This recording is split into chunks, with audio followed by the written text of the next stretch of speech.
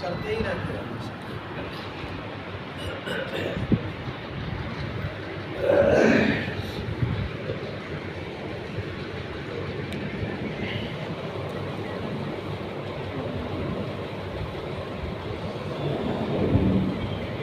السلام علیکم ورحمۃ اللہ وبرکاتہ.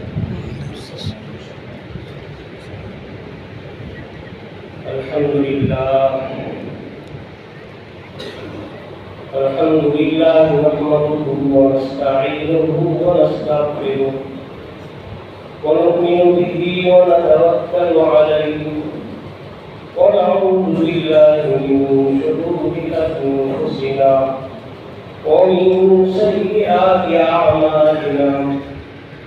من يهده الله فلا مضل له ومن يضلله فلا هادي له. ونشهد أن لا إله إلا الله وحده لا شريك له. ونشهد أن سيدنا ونبينا ومولانا محمدا عبده ورسوله أرسله الله إلى الناس كافة بشيرا ونذيرا وداعيا إليه بإذنه وسراجا منيرا. أما بعد فأعوذ بالله من الشيطان الرجيم. بسم الله الرحمن الرحيم. يا أيها الذين آمنوا اتقوا الله حق تقاته ولا تموتن إلا وأنتم مسلمون.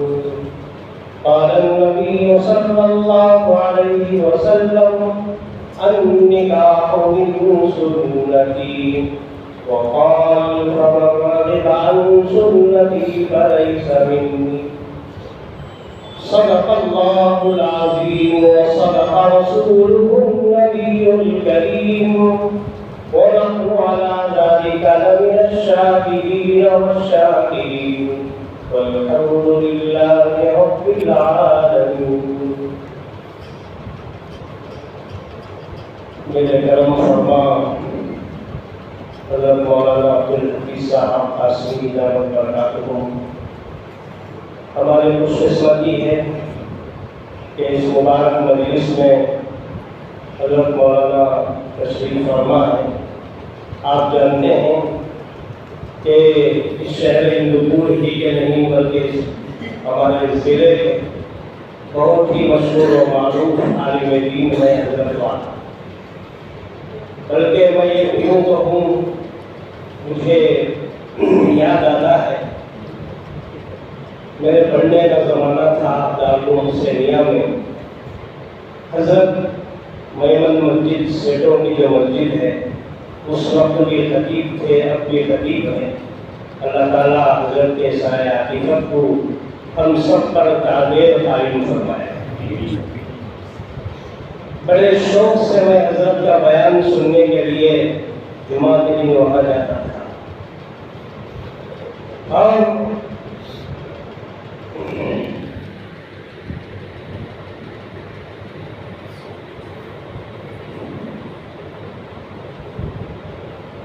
میرے والد محترم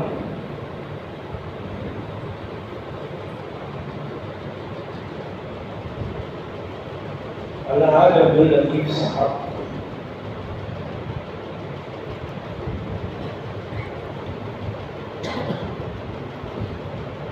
ہمارے گاؤں پرگی سے خصوصیت کے ساتھ حضرت کا بیان سننے کے پورا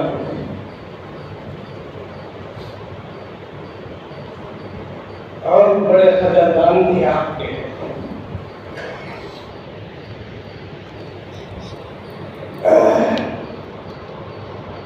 اللہ تعالیٰ ہم کی خبر کو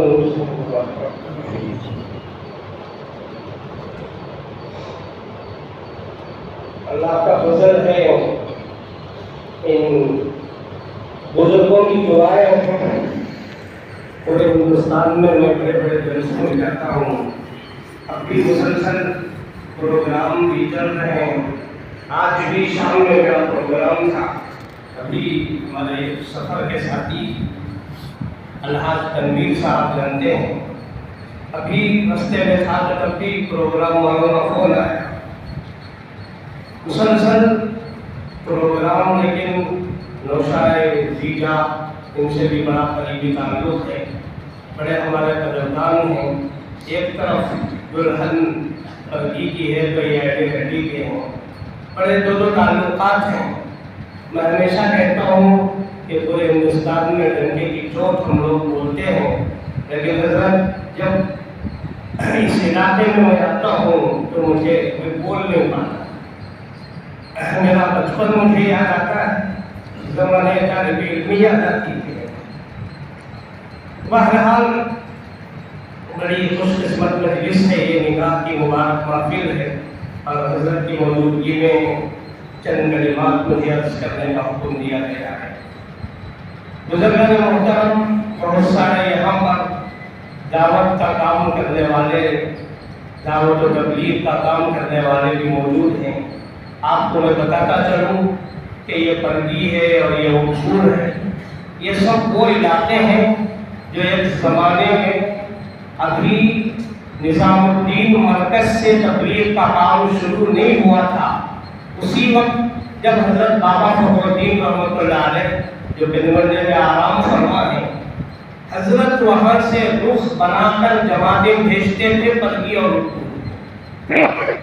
بات سمجھ میں آتی؟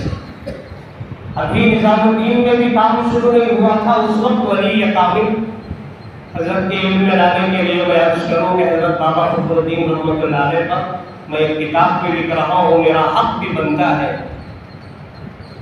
حضرت کی لمبی چوڑی تاریخ, دعوت کا کام نظام الدین میں بعد میں شروع ہوا. اس سے 100 سال پہلے پنگنڈے میں بیٹھ کر حضرت جماعتیں بنا کر ان قریوں میں بھیجتے تھے. یہ وہ قریے ہیں عبور, پردی اور آس پاس کے علاقے. تو بہرحال یہ نکاح کی محفل ہے, زیادہ وقت میں لینا نہیں چاہتا. دور دراز سے آپ حضرات تشریف فرمائیں. بزرگان محترم, نکاح کے حضرات تمام حضرات انبیاء علیہ السلام کی سنت ہے. تمام حضرات انبیاء کرام علیہ السلام نے تقریباً نکاح کیا, اور پیغمبر علیہ السلام نے فرمایا کہ نکاح میری سنت ہے. جو کوئی اس نکاح سے منہ موڑے گا وہ ہم میں سے نہیں. استطاعت کے باوجود, طاقت کے باوجود کوئی نکاح نہیں کرتا. پیغمبر علیہ السلام نے فرمایا کہ وہ ہم میں سے نہیں. آدھا ایمان کہا گیا نکاح. اور حضرات علماء ہے تو میں ان کی توجہ چاہتا ہوں. سب سے پہلے حضرت آدم علیہ السلام کا نکاح ہوا جنت میں. نکاح پڑھانے والے کون؟ پروردگار, میرے اور آپ کے پیدا کرنے والے اللہ تبارک و تعالی خالق و مالک. سب سے پہلی عبادت ہے دنیا کے اندر حضرت آدم کو بھیجنے سے پہلے جو نکاح کا عمل ہے, وہ نکاح کا عمل آسمانوں پر انجام پذیر ہوتا ہے. اللہ تبارک و تعالیٰ نے حضرت آدم علیہ السلام کا نکاح کرایا. پہلی عبادت ہے یہ جو انجام پاتی ہے. اس کے بعد دنیا میں آنے کے بعد نماز, روزہ, یہ سب بات کی چیزیں ہیں. اسی لیے اللہ کے رسول علیہ السلام نے ارشاد فرمایا نکاح یہ برکت کی چیز ہے. اعظم النکاح برکۃ ایسرہ مؤونہ. سب سے بابرکت نکاح وہ ہے جو کم خرچ میں نکاح ہوتا ہے. دور صحابہ میں آپ چلے جائیے, دیکھیے حضرات صحابہ کرام کا دور. 2 صحابہ ہیں, یہ دونوں آپس میں دونوں کی دوستی ہے, حضرت سلمان اور حضرت ابو درداء.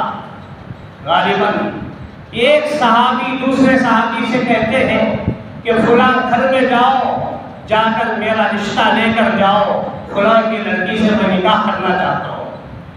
رشتہ لے جانے والے دوست تھے نوشا کے. جا کر انہوں نے رشتہ پوچھا. لڑکی کے والد نے کہا کیا آپ کا نکاح ہو گیا؟ انہوں نے کہا کہ نہیں, میرا نکاح نہیں ہوا. تو انہوں نے کہا کہ جس کا آپ پیغام لے کر آئے ہیں وہ بازو میں رکھیے، ہم اپنی لڑکی کا نکاح آپ کے ساتھ کرنا چاہتے ہیں۔ تو بیٹھ گئے، گواہوں کی وکیل کی موجودگی میں نکاح ہو گیا۔ باہر آتے ہیں، آ کر اپنے دوست سے شرمندگی کی نظریں ملاتے ہوئے کہتے ہیں کہ دوست مجھے معاف کرنا، پیغام تمہارا لے کر گیا تھا، نکاح میرا ہو گیا۔ اگر یہ زمانہ ہوتا تو کیا کرتے ہیں لوگ؟ استیرا چڑھا دیتے، ایک ایسا ہو گیا، ایک دوستی میری لے کر گیا، نکاح تمہارا ہو گیا۔ لیکن حضرات صحابہ کا وہ دور تھا، پوری کائنات میں سب سے افضل ترین طبقہ صحابہ کرام کا ہے۔ اختارهم اللہ لصحبت نبی، پیغمبر علیہ السلام نے حدیث میں فرمایا امت سب سے کائنات میں سب سے بہترین طبقہ وہ حضرات صحابہ کا تھا، جن کو اللہ نے آپ کی صحبت کے لیے منتخب کیا تھا۔ کہنے لگے کہ دوست معافی مجھے چاہنے کی ضرورت نہیں، قسمت آپ کی تھی، میں نے قسمت لڑانے کی کوشش کی۔ جواب دیکھیے تو بزرگان محترم، اتنا آسان تھا نکاح، اتنا آسان تھا۔ گئے بیٹھے، گواہوں کی موجودگی میں نکاح ہو گیا اور واپس آئے۔ اور حضرت عبد الرحمن ابن عوف رضی اللہ تعالیٰ عنہ عشرہ مبشرہ میں سے ہیں، وہ 10 خوش نصیب صحابہ جن کو اللہ کے پیغمبر نے دنیا ہی میں جنت کی خوشخبری دی تھی۔ اللہ کے نبی کی مجلس میں آئے، جبے پر کرتے پر نشانات تھے۔ اللہ کے نبی نے پوچھا عبد الرحمن یہ کیا نشانات ہیں؟ کہنے لگے سرکار یہ عطر کے نشانات ہیں۔ حدیثوں میں آتا ہے اللہ کے نبی نے فرمایا کیسے عطر کے نشانات؟ کروڑ پتی صحابی اور دور کے رشتے، حضرت مولانا عثمانی نے لکھا ہے جگہ پر حضرت عبد الرحمن دور کے رشتے دار بھی ہیں اللہ کے پیغمبر کے۔ کہنے لگے سرکار کل میرا نکاح ہوا، کل میرا نکاح ہوا۔ اب بتاؤ اللہ کے نبی سے زیادہ بڑی شخصیت کسی کی ہو سکتی ہے مدینے میں؟ کسی کی قیامت تک نہیں۔ لیکن اللہ کے نبی علیہ السلام نے سنا، فرمایا بہت مبارک، بہت مبارک۔ آپ ناراض نہیں ہوئے، آپ کی پیشانی پر کوئی شکن نہیں آئی۔ فرمایا عبد الرحمن مبارک ہو۔ آپ نے فرمایا اولم بلو بشادی، نکاح ہو گیا، بہت اچھا، جاؤ ولیمہ کرو، چاہے ایک بکری کی ذبح کر کے کیوں نہ ہو۔ ولیمہ سنت ہے، حضرت والا کی موجودگی میں میں عرض کروں، پیغمبر علیہ السلام نے فرمایا، میں بنگلور میں ہمیشہ عرض کرتا ہوں کہ ولیمے ماشاءاللہ وہاں کی دعوتیں تو ہم نے دیکھی ہے، لاکھوں روپئے بلکہ آگے بڑھ کر کہوں تو کروڑوں روپئے ولیمے میں خرچ ہوتے ہیں۔ بڑے بڑے لوگوں کو بلایا جاتا ہے، VIP کو بلایا جاتا ہے، صرف شادی مہروں کا خرچہ ہوتا ہے 20 25 لاکھ 50 لاکھ ایک دن کا خرچ، شادی محل کے ایک دن کا خرچ 50 لاکھ، ایسے بھی بنگلور میں شادی محل ہے۔ بلایا جاتا ہے بڑے بڑے لوگوں کو، بلایا نہیں جاتا تو اہل علم کو نہیں بلایا جاتا، نہیں بلایا جاتا تو فقراء کو، غرباء کو نہیں بلایا جاتا۔ اللہ کے نبی علیہ السلام کا فرمان سن لیجئے، آپ نے فرمایا بئست الولیمہ یدعا لها الاغنیاء ویترک الفقراء۔ پیغمبر علیہ السلام نے فرمایا بڑا بدترین ہے وہ ولیمہ جس میں پیسے والوں کو، مالداروں کو، بڑے بڑے لوگوں کو بلایا جائے، فقراء کو، غریبوں کو، کم حیثیت لوگوں کو چھوڑ دیا جائے۔ ایسا ولیمہ بڑا بدترین ولیمہ ہے۔ آپ علیہ السلام کا ارشاد کے بعد ولیمہ برکت کی چیز ہے۔ آپ نے حضرت عبد الرحمن بن عوف سے فرمایا ولیمہ کرو عبد الرحمن، بارک اللہ لک و بارک علیک وجمع بینکما فی خیر۔ آپ نے دعائیں دی، ناراض نہیں ہوئے۔ اتنا معمولی عمل ہے۔ جب نکاح کا رواج تھا امت میں، جب رواج تھا امت میں نکاح کا پیغمبر کی سنت کو پورا کرنے کا، تب برائیاں معاشرے کے اندر نہیں تھی۔ آج نکاح مشکل ہو گیا، برائیاں آسان ہو گئی۔ پیغمبر علیہ السلام نے فرمایا 3 چیزوں میں، حدیث پاک میں ہے، حضرت علی رضی اللہ عنہ سے آپ نے فرمایا 3 چیزوں میں تاخیر مت کرو. کتنی چیزوں میں؟ ارے بھائی بولو، سمجھ میں آ رہا نہیں؟ 3 چیزوں میں تاخیر مت کرو. نماز جب اس کا وقت ہو جائے، الصلاۃ اذا دخل وقتها، جب نماز کا وقت ہو جائے تو ٹال مٹول مت کرو. بعد میں کریں گے، بعد میں پڑھیں گے، دیکھیں گے، سوچیں گے.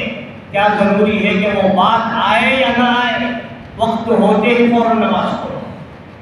پھر آپ علیہ الصلوۃ والسلام نے فرمایا جب جنازہ تیار ہو، والجنازۃ اذا حضرت، جنازہ جب تیار ہو تو فوراً تدفین کی فکر کرو. ایک دن 2 دن جنازے پر مت گزارو، اسے اس کی منزل تک پہنچاؤ. تاخیر مت کرو زیادہ سے زیادہ. جلد سے جلد جہاں تک ہو سکے فوراً تدفین کا انتظام کرو. اور اس کے بعد جب بے نکاحی لڑکی کا جوڑا مل جائے فوراً نکاح کرنے کا انتظام کرو. بنگلور میں ایک صاحب آئے حضرت میرے پاس ابھی چند دن پہلے، کہنے لگے مولانا رشتہ تو ہم نے دیکھ لیا ہے، میں چاہتا ہوں کہ 2 سال کے بعد نکاح کروں. میں نے کہا یہ کیا تماشا ہے؟ 2 سال 1 سال یہ سب نہیں، فتنے فساد درمیان میں پتہ نہیں کتنے پیدا ہو جائیں گے. پیغمبر علیہ السلام کا یہ ارشاد گرامی ہے کہ جب جوڑا مل جائے، لڑکا اور لڑکی راضی بھی ہو جائے، دونوں خاندانوں کا اتفاق ہو جائے تو فوراً نکاح کرو. برس برس تک کرنے کی ضرورت نہیں ہے، انتظار کرنے کی ضرورت نہیں ہے. خواہ مخواہ کبھی ان کی طرف سے کبھی ان کی طرف سے. کیا بولنا کہ آج کل ایک منہ نہیں بلکہ ہزاروں منہ پیدا ہو جائیں گے. اس بنا پر کہا گیا کہ جب جوڑا تیار ہو جائے تو فوراً نکاح. بہت آسان ہے نکاح. بزرگان محترم جیسا کہ ابھی میں نے عرض کیا کہ نکاح ایک عبادت ہے. نکاح جب وقت پر ہوتا ہے، پیغمبر علیہ السلام نے ایک حدیث میں ارشاد فرمایا فوراً نکاح کرو. اگر تم نکاح نہیں کرو گے تو پوری زمین کے اندر فساد برپا ہو جائے. اللہ معاف فرمائے. آج ہندوستان کے مسلمان خصوصیت کے ساتھ جس نازک دور سے ہم لوگ گزر رہے ہیں، آج ہمارے معاشرے کے اندر بڑے درد کے ساتھ ہمیں کہنا پڑتا ہے. کئی ملکوں میں میں نے کہا ہے، کئی جگہوں پر بھی میں نے کہا ہے کہ آج ایک زمانہ تھا، کل بھی ایک جلسے میں نے کہا، ایک زمانہ تھا کہ ہم لوگ کہتے تھے کہ ہماری تاریخ ہے اسلام کی کہ غیر مسلم اسلام میں داخل ہوتے ہیں، ہوتے تھے، ہوتے ہیں، ہوتے رہیں گے. لیکن کبھی اسلام میں ایسا دور نہیں آیا تھا.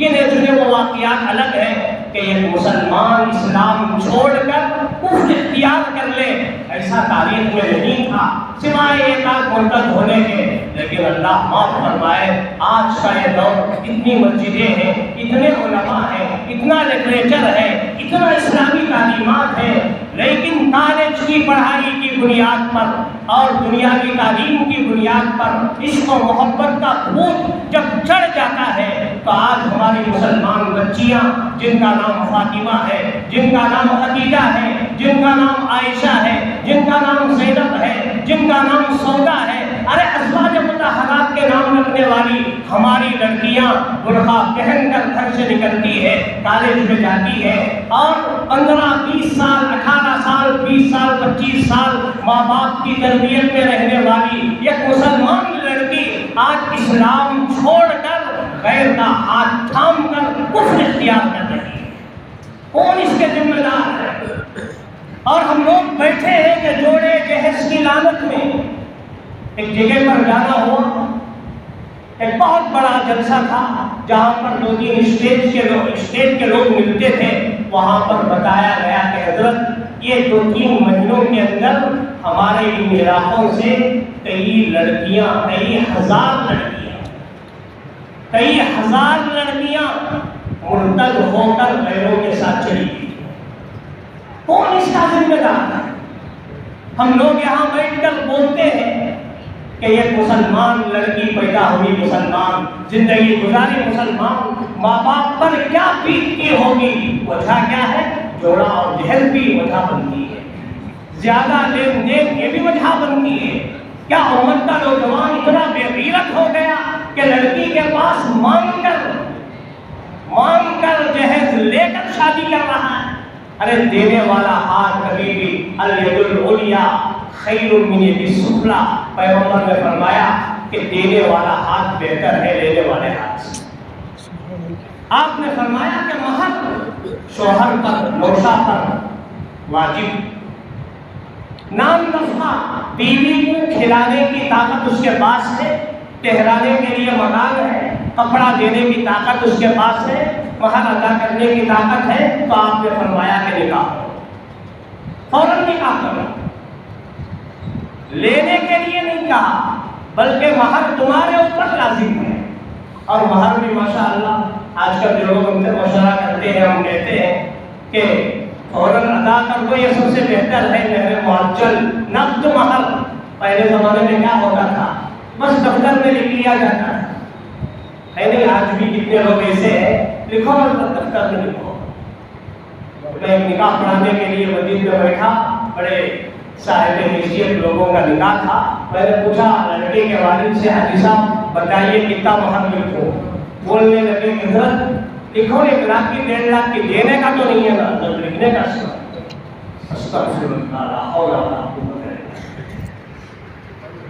باللہ۔ علماء نے لکھا ہے، بڑی عجیب بات لکھی ہے علماء نے، کہ حنفی کی کتابوں میں موجود ہے، اگر دینے کی نیت نہیں ہے تو میاں بیوی کا ملاپ یہ ملاپ نہیں ہوتا، بلکہ زنا ثابت ہوتا ہے۔ مہر دینے کی نیت اگر آپ کی نہیں ہے تو یہ صرف لکھانا نہیں ہے بلکہ دینا ہے۔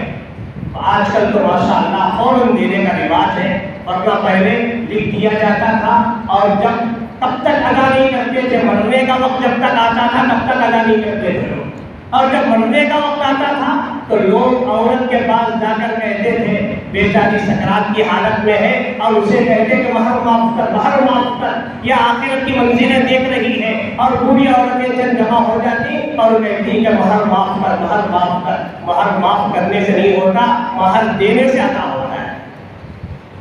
تو بزرگان محترم، نکاح ایک عبادت ہے۔ ارے میں بیٹھو، ابھی 5 منٹ میں ختم کر رہا ہوں۔ پیغمبر علیہ السلام جب خطبہ نکاح پڑھا کرتے تھے، بہترین محفل ہے، اس لیے حضرت کی موجودگی میں چند باتیں کہنے کا حکم ہوا، تو مجھے جو ذہن میں آیا میں عرض کرنے کی کوشش کر رہا ہوں۔ اللہ کے رسول علیہ السلام خطبہ نکاح میں جو 3 آیتیں پڑھا کرتے تھے، اور سے سنیے، اس کے اندر تینوں آیتوں میں نکاح کا ذکر نہیں ہے بلکہ تقوی کا ذکر ہے، اللہ سے ڈرنے کا ذکر ہے۔ پیغمبر علیہ السلام کی یہ سنت مبارکہ ہے کہ پیغمبر صلی اللہ علیہ وسلم یہ 3 آیتیں پڑھتے تھے، جس کے اندر ہے تقوی، اللہ سے ڈرنا۔ مجھے اچھی طرح یاد ہے ایک مرتبہ استاد محترم حضرت امیر شریعت دوم حضرت مفتی اشرف علی صاحب رحمۃ اللہ علیہ نے ایک مرتبہ ارشاد فرمایا کہ نکاح جو بندہ مومن کرتا ہے، اور ایک اجنبی لڑکی، کل تک جو نوشا کو ایک نظر دیکھنا جائز نہیں تھا، اب وہ جب قبول کر لیتا ہے نوشا، 2 بول، قاضی کہتا ہے کہ آپ نے قبول کیا، تو نوشا کہتا ہے میں نے قبول کیا، صرف 2 بول کی بنا پر وہ لڑکی نوشا کا لباس بن جاتی ہے۔ قرآن نے کہا ہن لباس لکم وانتم لباس لہن، وہ عورتیں تمہارے لیے لباس ہے اور تم ان کے لیے لباس ہو۔ مطلب اتنا قریبی رشتہ کسی اور کا دنیا میں ہو نہیں سکتا، وہ ہمارا لباس اور ہم اس کے لباس۔ ایسا حق، ایسا فضل کس نے دیا؟ اللہ کے نام کو بیچ میں رکھنے کی بنا پر، اللہ کا واسطہ درمیان میں آتا ہے، جس کی بنا پر ایک اجنبی لڑکی ہمارے لیے حلال ہوتی ہے۔ تو بزرگان محترم، اللہ تعالیٰ فرماتے ہیں کہ اے نوشا، اس کے بعد شادی سے پہلے تمہاری ایک زندگی تھی، اب شادی کے بعد تمہاری ایک زندگی ہے۔ جب تمہاری زندگی کا ایک ایک پل جب تم شروع کرو اور گزارو تو اللہ سے ڈر کر گزارو، اللہ کا خوف تمہارے دلوں کے اندر ہو۔ ایسا نہیں کہ میں منمانی زندگی گزاروں، تم نے اللہ کے نام کو بیچ میں رکھ کر ایک اجنبی لڑکی کو اپنے لیے حلال کیا ہے۔ اللہ تعالیٰ सरकार फरमाते हैं मेरा नाम दरमियान में आया, इस बिना पर एक अजनबी तुम्हारे लिए अब अपनी बन गई, तुम्हारे दुख सुख की साथी बन गई। अब तुम्हारे लिए ये हुक्म है कि मेरे तरीके पर तुम जिंदगी गुजारो। खैरुकुम खैरुकुम ली अहली व अना खैरुकुम मिन अहली। पैगंबर ने फरमाया सल्लल्लाहु अलैहि वसल्लम, मैं तुम में सबसे बेहतरीन अखलाक का मालिक हूँ। सबसे ज्यादा हमेशा कहा करता हूँ अपने बात में, बाहर इंसान कितना ही मुअज़्ज़ज़ क्यों न हो, सोसाइटी में दोस्तों में, अरे फलां साहब कैसे, अरे बहुत अच्छा आदमी भाई, दोस्त भी बोल रहे हैं, मुआशरा भी, समाज भी, सोसाइटी भी, लेकिन पैगंबर अलैहिस्सलाम ने फरमाया जब तक तुम्हारी बीवी तुम्हारे अखलाक की सर्टिफिकेट न दे तुम्हारे अखलाक का कोई एतबार। और आप जानते हैं बीवियों का सर्टिफिकेट देना उतना आसान नहीं है क्या? बैठो ये वो सब मालूम, एक जुमला अगर बोलना लेते हो ऐसा है क्या? नहीं है। लेकिन अज़वाज मुतहहरात हज़रत खदीजतुल कुबरा, हज़रत आयशा सिद्दीक़ा रज़ी अल्लाह तआला अन्हुमा ये फरमाती है कि सरकार दो आलम सल्लल्लाहु अलैहि वसल्लम का जो माहौल था हमारे साथ, पैगंबर के बारे में फरमाया, बुखारी की रिवायत है, अम्मा जान हज़रत आयशा सिद्दीक़ा फरमाती है कि जब सरकार दौलत गदे में दाखिल होते थे, मेरे घर में आते थे तो सलाम करते थे, सलाम करते थे। ऐसा अंदाज होता था कि अगर मैं जाग रही होती तो सलाम का जवाब दे देती, अगर मैं सो रही होती तो मेरी नींद में खलल नहीं पड़ता। बात समझ में आती है? आज कोई शोहर घर में जब आता है तो औरत कांप जाती है, एक चीता आ रहा है, इज़ा दखल फहिरा व इज़ा खरज हसीदा। फरमाया गया है हदीस में कि जब बाहर जाता है तो चीता बनकर और जब अंदर आता है तो शेर बनकर मेरा शोहर आता है। आज के शोहर की आदत है, लेकिन अल्लाह के नबी के बारे में ज़ौजे मोहतरमा फरमाती है सरकार दाखिल होते तो आप खुद सलाम करते हैं। तो बुज़ुर्गान मोहतरम, इस तरह खुतबे निकाह में आयतें पढ़कर समझाया जाता है कि तुम अल्लाह से डर कर जिंदगी गुजारो। अल्लाह का डर जब जिंदगी में आ जाएगा सब मराहिल आसान हो जाएंगे। बहुत बड़े ताबई हज़रत हसन बसरी रहमतुल्लाह अलैह के पास एक शख्स आया, आकर कहने लगा कि हज़रत मेरे पास मेरी एक लड़की है, बहुत सारे पैगामात आ रहे हैं, अब आप बताइए मेरी लड़की का निकाह मैं किससे करूं? हमें सोचते हैं कि बैंक बैलेंस जिसके पास ज़्यादा हो, बिल्डिंगें जिसकी बड़ी हो, दौलत जिसकी ज़्यादा हो। हज़रत हसन बसरी ने फरमाया अपनी लड़की का निकाह उसके साथ करो जो अल्लाह से डरने वाला हो, अल्लाह का खौफ जिसके अंदर हो। फिर फरमाया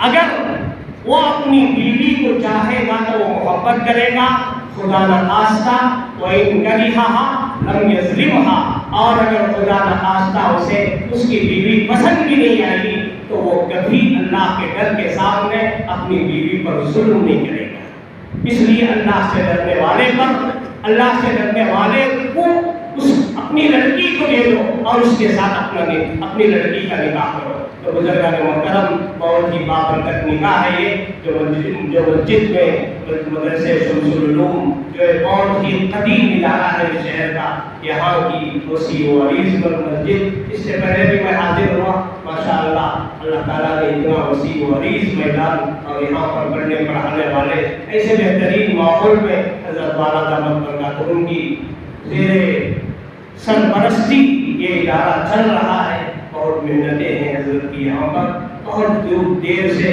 आप हज़रात भी देखते आ रहे हैं कि इस जगह पर ये निकाह मुनाक़िद हुआ है। अल्लाह ताला से मैं दुआ भी करता हूँ कि अल्लाह ताला इस निकाह को बेइंतहा कबूल फरमाए, दोनों खानदानों के अंदर इत्तेहाद व इत्तिफाक़ पैदा फरमाए। और आज जिनका निकाह नहीं हुआ है ऐसे नौजवान ये अहद करके उठे आज की मजलिस में कि हम निकाह जल्द से जल्द करेंगे, लेकिन किसी के सामने भीख नहीं मांगेंगे, हाथ नहीं फैलाएंगे, आसानी के साथ جو شریعت نے بتایا ہے نکاح کریں گے تو اس طریقے سے جو اسلام چھوڑ کر جانے والی جو نوجوان ہماری لڑکیاں ہیں ان کو ہم بچا سکیں گے. کل اگر روز قیامت میں اللہ کے نبی کا سامنا جب ہمارا ہوگا، اللہ تعالیٰ جب ہمیں پوچھیں گے کہ اے نوجوان، میں نے تجھے جوانی دی تھی، تو نے کیا کیا؟ کیا ہاتھ پھیلا کر جوڑا جہیز لے کر نکاح کیا یا تو نے میری سنت کے مطابق نکاح کیا؟ تو ہم شان کے ساتھ کہہ سکیں کہ اے اللہ کے پیغمبر، میں نے بغیر ہاتھ پھیلائے کہ آپ کی سنت کو تکمیل کرنے کا میں نے ارادہ کیا اور میں نے بغیر جوڑے جہیز کے نکاح کیا. اس طریقے سے ہم کہہ سکیں آج بہت ہی نازک دور سے ہندوستان کا مسلمان گزر رہا ہے، اس لیے اپنی بچیوں کی تربیت بہت زیادہ ہے، وقت زیادہ ہو رہا ہے، اس لیے میں اپنی بات کو ختم کر رہا ہوں. ہر ایک ماں باپ اپنے بچیوں کے ذمہ دار ہیں. لڑکوں سے زیادہ لڑکیوں پر آپ توجہ کریں، ان کی نگرانی کریں کہ ہماری بچی گھر سے نکلتی ہے تو واپس آگے تک کہاں جاتی ہے، کہاں آتی ہے. ماشاءاللہ آج کا یہ انٹرنیٹ کا دور اور آج کا یہ موبائل فون زندگیوں کو اس نے تباہ کر کے رکھ دیا. اس لیے اپنے بچوں کی ہم نگہداشت کریں. اچھے اچھے بچے ہاتھوں سے نکلتے جا رہے ہیں. بڑے افسوس کے ساتھ، بڑے درد کے ساتھ ہمیں یہ کہنا پڑتا ہے. تو بہرحال اللہ تعالیٰ سے دعا کرتا ہوں کہ اللہ تعالیٰ اس محفل نکاح کو بے انتہا قبول فرمائے اور دونوں خاندانوں کے اتحاد میں اتفاق پیدا فرمائے، ان کے ازدواجی زندگی کے ہر مسئلے کو آسان فرمائے. وآخر دعوانا الحمدللہ.